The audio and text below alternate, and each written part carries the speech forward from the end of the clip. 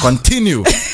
Continue in your marathon as well. So on that note, right? Because we were speaking about dreamers, and you mentioned Shaney Jay a lot as a huge inspiration for this. Yes. And as I was listening to the album, even when I was driving here today, I wanted to ask you, dreamers suffer a lot. Word.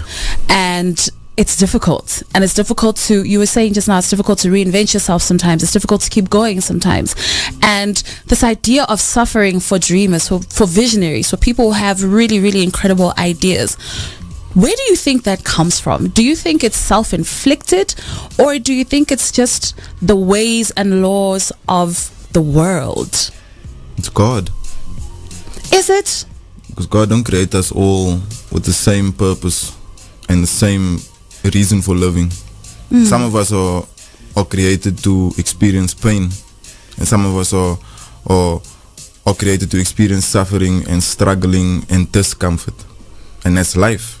I hate that. There's people that's gonna be born in poverty, born into poverty, like they're gonna have nothing, like no running water or no, structural homes even, and no education and no electricity, and they will be some of the kindest, most heartwarming, most loving people that you will ever meet in your life.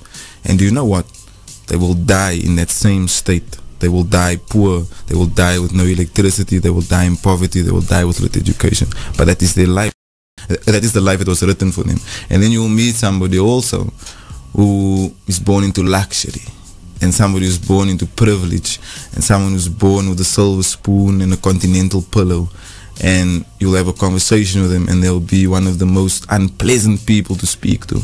Yeah, it reminds me of a line from one of the joints. Just remember, I forget which one it is now, where you speak about how you say something along the lines of the wicked succeed, and they go. They tend to do well. Yes, the good man sees his death, and the wicked man lives long. There it is. Yes. You see, and in Islam, how we are taught is that we must always be constantly thinking of death, because this world is a test.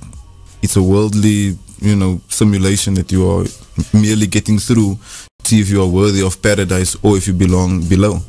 So I look at it like that, like the dreamers will suffer, but they've been given the dream to suffer with. Now you can suffer with it and, just deteriorate and go into the ground on earth, or you can see where that dream takes you.